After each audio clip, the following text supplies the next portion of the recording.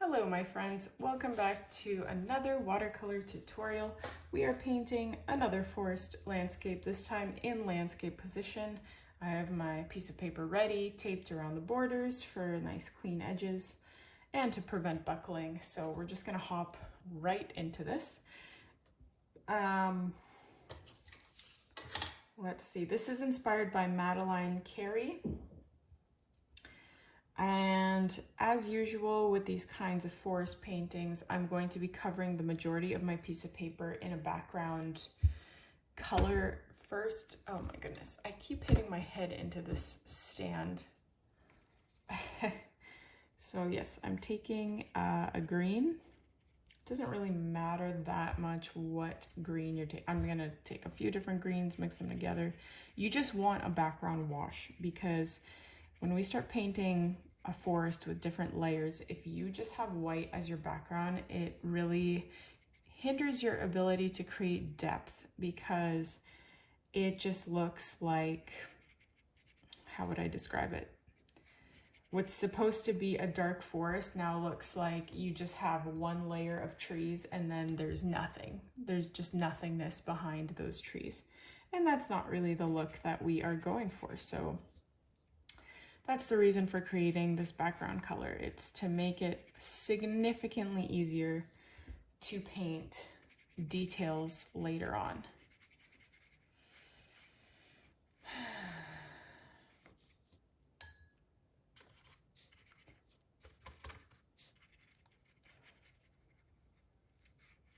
I'm adding some black on the edges here.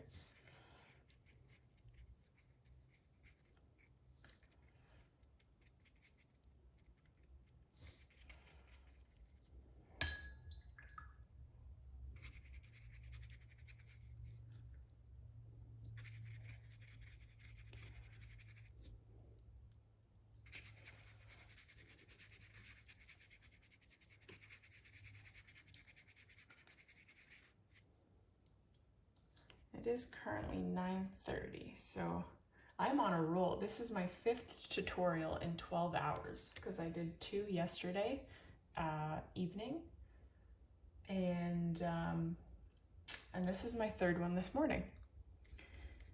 And it's Saturday, so my husband is here and able to watch a toddler so that I can do this. I am really looking forward to the day when my toddler is okay with having a mother's helper. I am most productive and motivated and have the most energy in the mornings, which allows me to get like 3 tutorials done in the matter of a couple of hours or even less, depending on what I've decided to paint. But it's definitely, I can't do that unless I have the help. And if my child is not comfortable with the help, then I don't have that option. So it'll be a good day when I can regularly do that.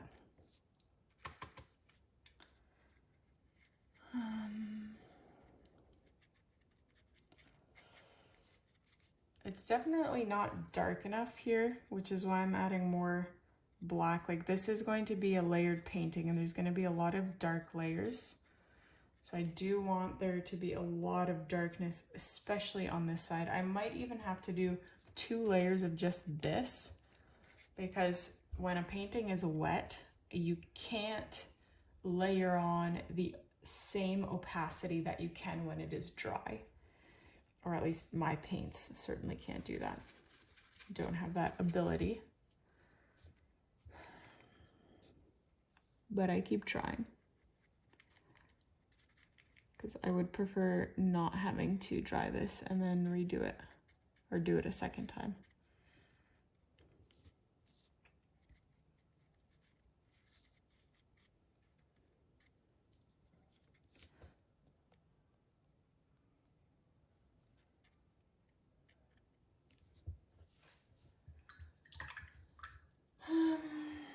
Definitely didn't want those dots in the center there. Oops. I do that quite often where I try to lift something off with my finger and then it my fingers dirty with something, with paint. Okay, I think I'm all right with this. So this is a little bit too wet for what I want to do next, but some places are not wet enough. So that's always the tricky part of these kinds of layered paintings, but I'm gonna just go ahead and try it anyway. Switching my brush to, what is this, size 3, but I might go even smaller. And I need to paint some background trees, or essentially just vertical lines extending upwards.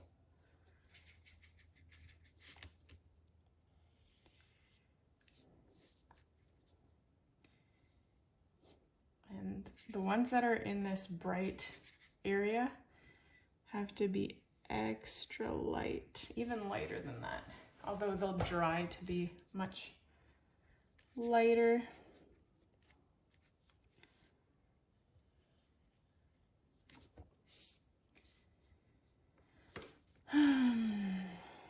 Guys, my garden this year is poppin'. I don't want to speak too soon because it only is the end of June and I've only harvested strawberries so far. The snap peas are starting to come in, but the deer ate half of my plants. So, but it's looking really, really good. And it's all because of the compost that I had the bright idea of bringing in this year. I guess that's just what you have to do to have a healthy crop. I don't even have the same problems with some bugs that I had in previous years. And again, knock on wood, because that might still come, but my squash plants are flourishing. And I might have a really nice harvest like I did 4 years ago, which was when I first started my garden. We'll see. But I might post that on my Patreon.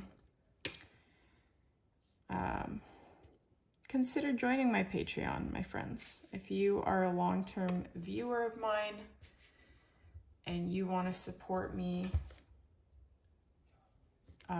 in that way, consider it. Because I've been putting out free content. I've got hundreds of free tutorials on this channel for your pleasure, and the Patreon certainly helps because it's a guaranteed, consistent monthly amount that I'd be getting. And it will certainly give me a little bit more of a push to continue making these tutorials, because as life gets busier, I have less energy, less time, and less motivation for something like free painting. So totally not obligatory. I appreciate your support in any way that you can offer it, even if it is just watching my videos. That's huge. Commenting, liking, huge, huge help. But if it is within your means, you can support me for the price of a coffee. Or if you want even more exclusive content, you can support me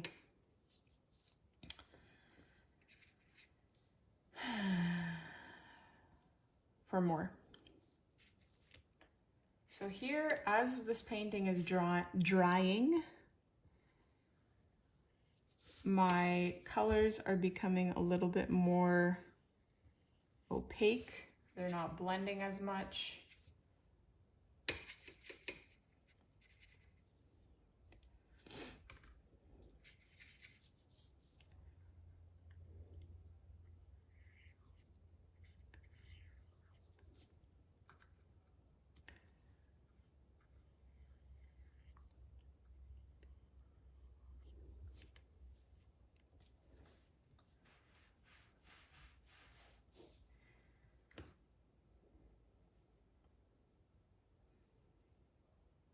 See, if we had just had no background here and just started painting these vertical trees. Oh, sorry. There we go. There's a sneeze. If we didn't have a background, it would be very empty. there would be this big void behind there. Even this, like even this has color. This, it looks really white and bright, but compared to the actual white that is unpainted, there's still color there. And that is really, really crucial for paintings like this. Maybe I'll do a, like I haven't done a informative video, watercolor video in years where I either do the same thing on two different types of paper or show some kind of technique in two different ways. That is maybe more of a Skillshare thing, which I have Skillshare, so if you're interested, I've got a class that I'm very proud of on there. But what is my point? I don't even remember what I started saying. I'm sorry.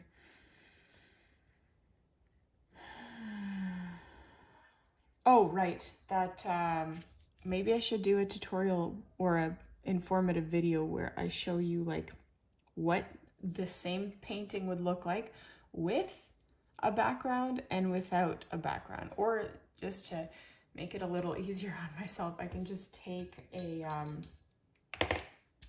take like this painting and be like, this is what it looks like with the background painted, and now I'm gonna try and replicate this with no background. Something to consider for myself.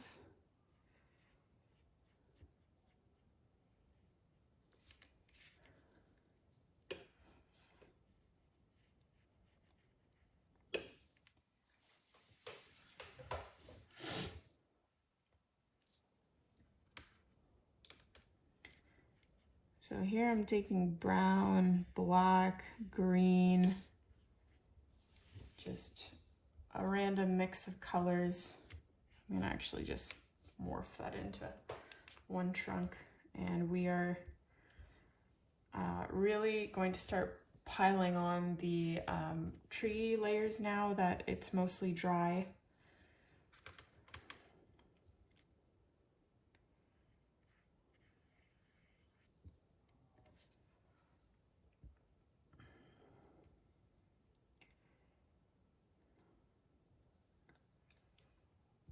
The thing I didn't consider is adding foliage. I should have added foliage to some of those background trees that I painted, so that, again, there would be the same sort of background that we created for everything else. If I just start painting foliage on now and there's no background foliage that is faded, it's gonna look a little bit out of place. But I mean, it's so hard to have the foresight for all of these details when you're just painting on the fly, having not painted this particular painting before. So we just got to make do with what we have in front of us.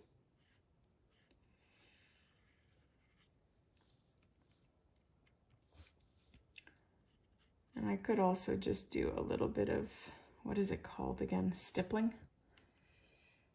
I could do a little bit of stippling with, where's my brush? This one. I always use my Grumbacher brush for stippling because it's much more stiff.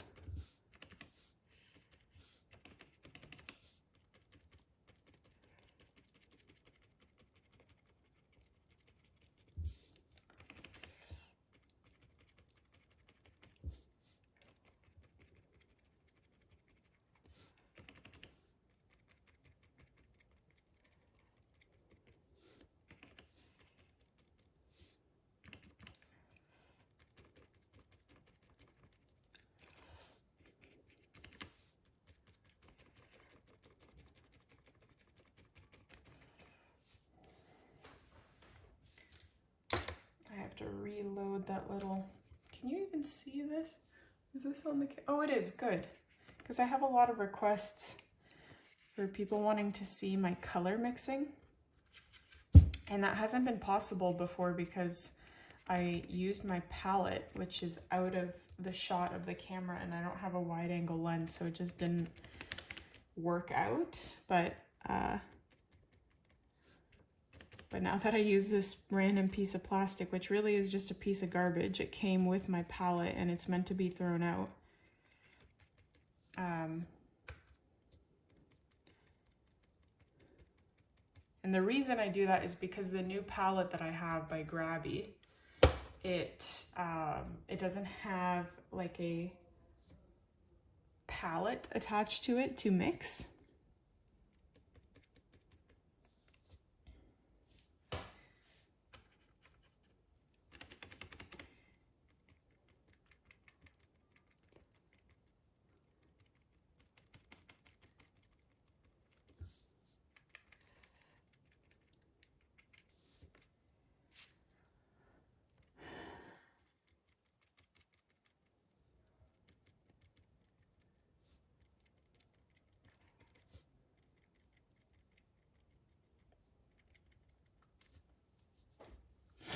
Okay, this ended up, I think, looking nice. Sometimes I'm like, oh yeah, this looks great. And then I kind of look at it from afar. I'm like, what did I just do? But this I don't mind too much. We should probably let this dry. And then I might do maybe one more really, really dark tree in the foreground just to add some extra pizzazz to this. I need to think about it. Actually, maybe I should add a little bit of foliage in the front here. Oops. To sort of round this all out.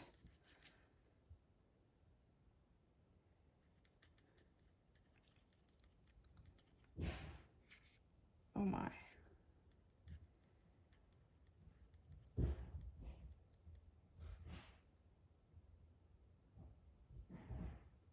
What is happening? My husband is talking to, I believe, his sister over video chat. And my toddler is sort of entertaining herself. And I'm hearing a lot of banging. I really hope nothing detrimental is happening. Definitely nothing with her safety, because like our house is childproof. But sometimes she somehow gets into things that we would prefer she didn't.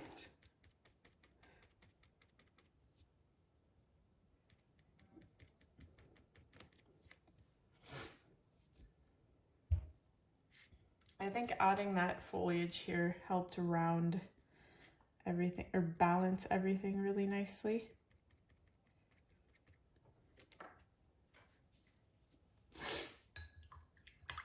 I know I'm kind of ruining this brush by stippling the way that I do, but I believe I have another one, like a backup somewhere,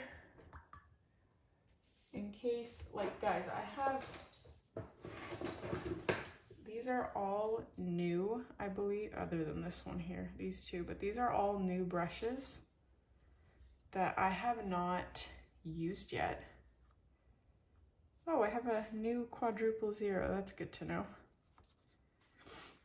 And oh, there's even more.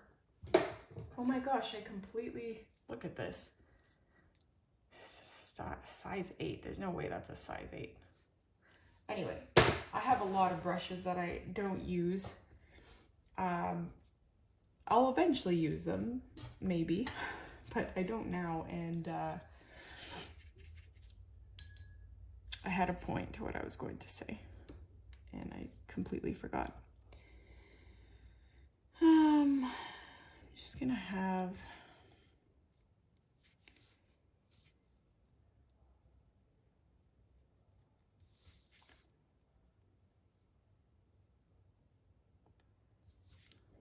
I don't even know what that is supposed to be.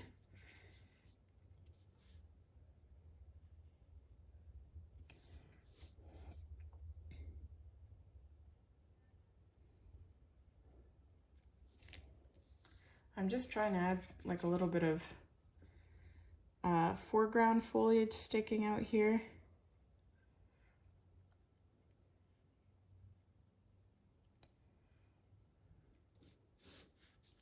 So some random twigs and whatnot. Still thinking about whether to add that final tree or not. I don't want to overdo it. I like the balance that I have going now, but it does feel like something is missing in the center here.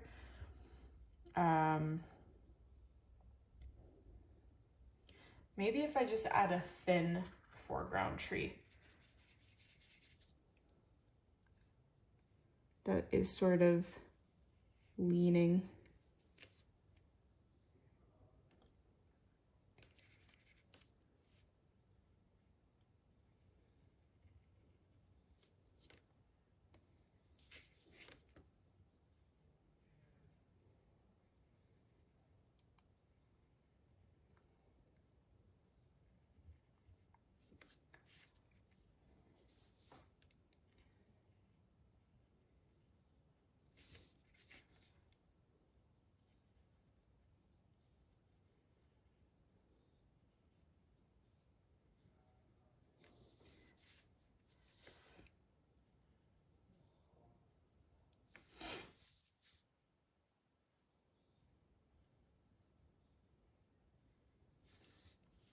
That is quite nice. I really like that. Honestly, it doesn't feel like very often these sort of foreground details work out for me, especially when they're deciduous trees. I ended up thinking like this was way too much, but that added this detail that in my opinion was missing. This painting before was very linear and vertical. These are the best ways I can describe it, and I think that tree changed everything for me. I'm gonna leave it there.